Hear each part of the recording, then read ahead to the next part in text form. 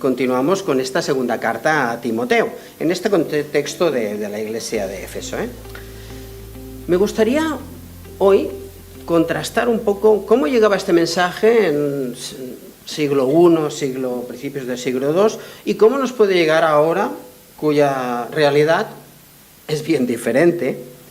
Sin embargo, pienso que hay elementos comunes debido, en el fondo, a nuestra humanidad, y creo que eso es remarcable. Querría recordar que estos colaboradores, discípulos de Pablo, que hablaban en su nombre, y es haciendo la referencia a la vida de Pablo, querían orientar y animar a este joven Timoteo, que se enfrentaba a esta responsabilidad y tenía que convivir con las tensiones con el entorno, también las comunidades, y precisamente esta de Éfeso estaba en el foco de toda la atención, como diríamos ahora, mediática. Pues bien, sin negar que las cartas pastorales intentaban aportar organización, salir del foco y alinearse un poco con las dinámicas de su contexto, un poco eso de rebajar el suflé, ante unas comunidades que precisamente habían crecido en carismas, en dones, y cuya vida estaba llamando mucho la atención. Creo sinceramente que aportan mensajes que hoy nos pueden ayudar a seguir a Jesús. Dos ejemplos. Confianza como fe en el resucitado. Y la fidelidad al Evangelio, a estas buenas noticias, ayuda a construir comunidad. Tal como introdujo Ismael el domingo pasado, esta segunda carta tiene mucho más carácter pastoral, de acompañamiento, de preocupación por cuidar de Timoteo en sus responsabilidades, aportándole fundamentos en donde anclarse para poder crecer tanto él como la comunidad. Y creo que podemos extrapolarlo, es acompañarnos a nosotros en comunidad, a poder ayudar a servir, a poder ser luz con nuestras limitaciones en nuestro entorno. Por eso se me ha ocurrido, o me ha animado a denominarlo así, ¿no? Una fe que sostiene la vida y una fe que no levanta muros. Si pasamos a la siguiente diapositiva, el texto compartido que nos ha leído María José empieza con estos versículos, ¿no? Los versículos del 8 al 10 dice, os lo recuerdo, acuérdate de Jesucristo que resucitó y que era descendiente del rey David. Este es el evangelio que predico, y por este evangelio soporto sufrimientos, incluso el estar encadenado como un criminal, pero la palabra de Dios no está encadenada. Por eso lo soporto todo en bien de los que Dios ha escogido, para que también ellos alcancen la salvación gloriosa y eterna en Cristo Jesús. Cuando se hace esta primera énfasis en esta primera fase, se une la historia descendiente del rey David. Recordemos la genealogía al principio del Evangelio de Mateo. Incluso podemos conectar con la última parte del libro de Ruth que leímos y que estuvimos reflexionando sobre él, en el que ya hacía referencia a que Ruth al final también era descendiente de David. Por tanto, al final Jesús es descendiente de Ruth. Pero aparte de esa historia con la esperanza, no se queda en solo que la, digamos, legitimidad de ser descendiente del rey David, sino que resucitó.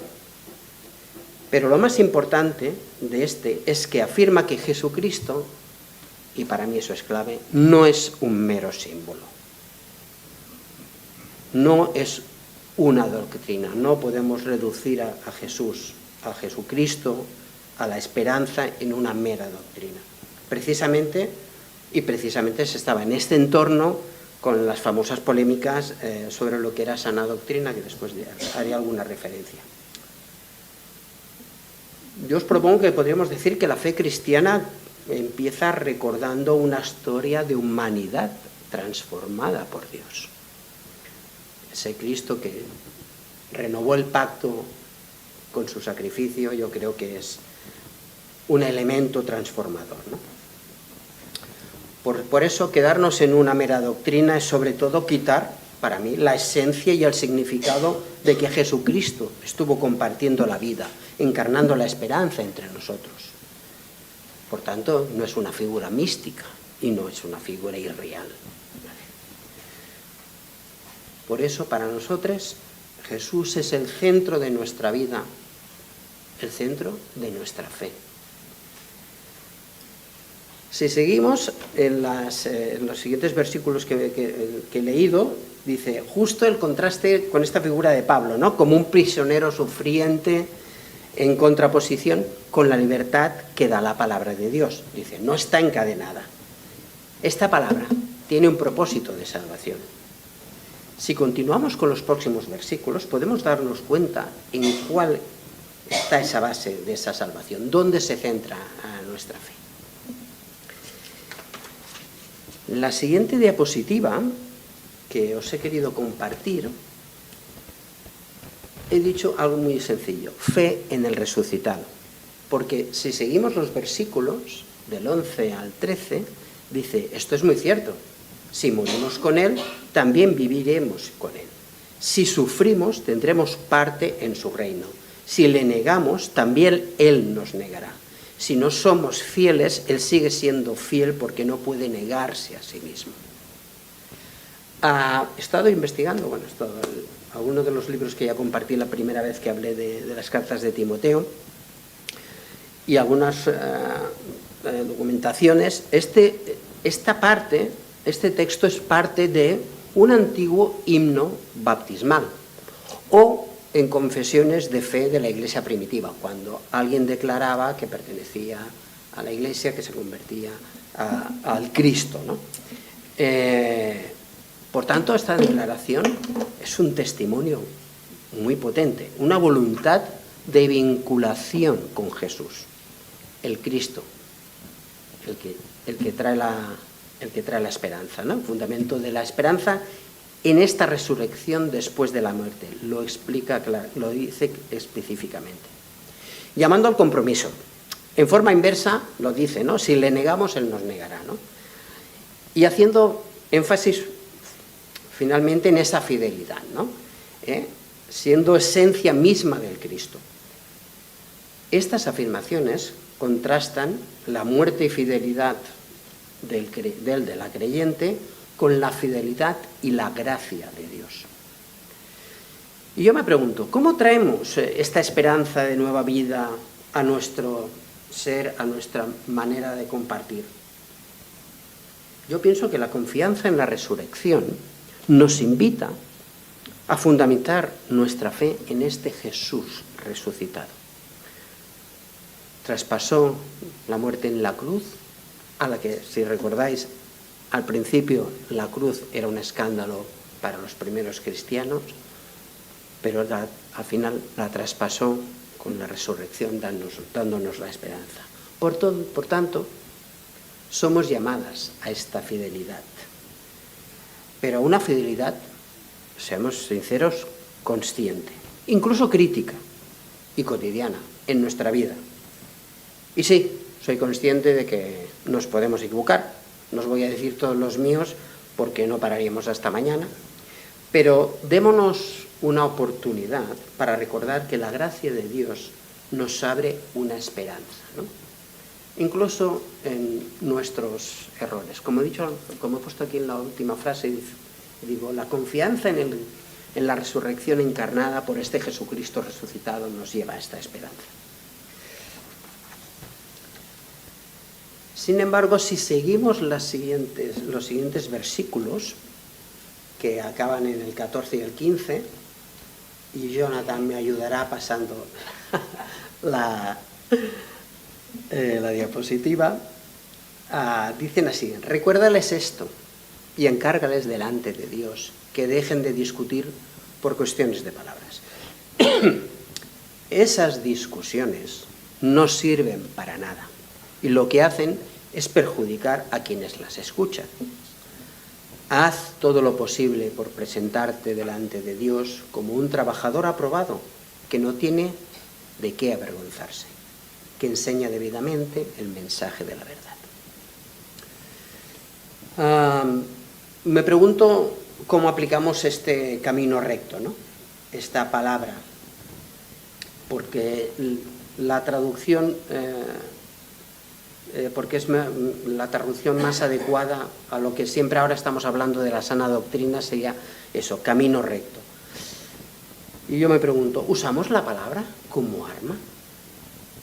Y la siguiente pregunta que podríamos hacernos es, ¿en qué contribuye esto para proveer esperanza a los demás? Pablo, o los redactores en su nombre, invitan a Timoteo a centrarnos en acompañar a la comunidad, que se pueda centrar en lo importante. Vuelvo a insistir, no querría parecer que promuevo que no tengamos una mirada crítica con lo que recibimos de la palabra, sino más bien cómo utilizamos esta mirada, cómo utilizamos esta palabra que nos da vida y nos puede fundamentar en nuestra fe. Entonces, con esta palabra que recibimos, buscamos la restauración, la reconciliación, la solidaridad, o buscamos el desafío para derrotar al otro, para quitarle parte de la humanidad. Es un tema que personalmente a mí me afecta mucho, ¿no? Por tanto, os animo a todas a aproximaros a la palabra desde la duda, también desde la fascinación, personalmente, es a mí lo que me motiva. Desde la actualización, no es lo mismo el contexto de una sociedad agraria del siglo I, siglo II, a nuestra sociedad postindustrial del siglo XXI, absolutamente no. Por tanto, es importante que actualicemos, pero sobre todo que también lo hagamos desde la reflexión y desde esa fe que al final es una parte de retroalimentación. Esta palabra nos alienta en la fe y nuestra fe nos ayuda a recibir la palabra. Y como siempre comparto, ya lo sabéis, bajo la luz del Espíritu. Ese neumo, ¿no? Ese aliento que nos puede ayudar a recibirlo, a estar en disposición. Pues eso, en vez de buscar la confrontación, propongo sembrar la reconciliación, tender puentes. Ya estamos muy acostumbrados a las dinámicas de polarización en nuestra sociedad. Y para mí, esta palabra y esta fe significa que es importante buscar la justicia, poner el modelo de Jesús como cortafuegos a la injusticia y a la insolidaridad.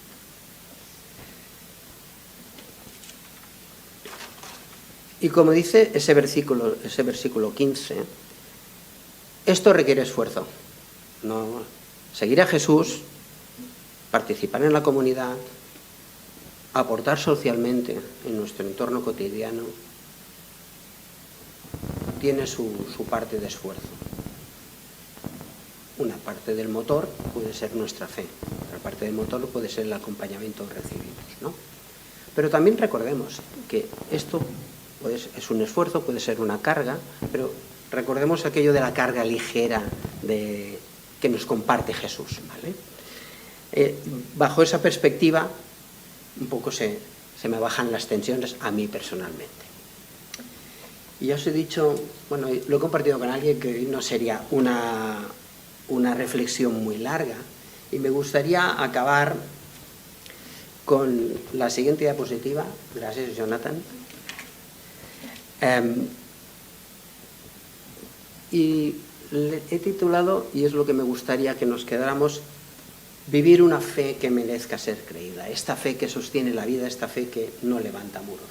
Tras este paseo que hemos hecho por este fragmento de la segunda carta a Timoteo, os propongo que una lectura de este pasaje no consiste en suavizar el texto, no en absoluto, pero sino en dejar que su centro ilumine nuestra práctica de fe, de vida comunitaria.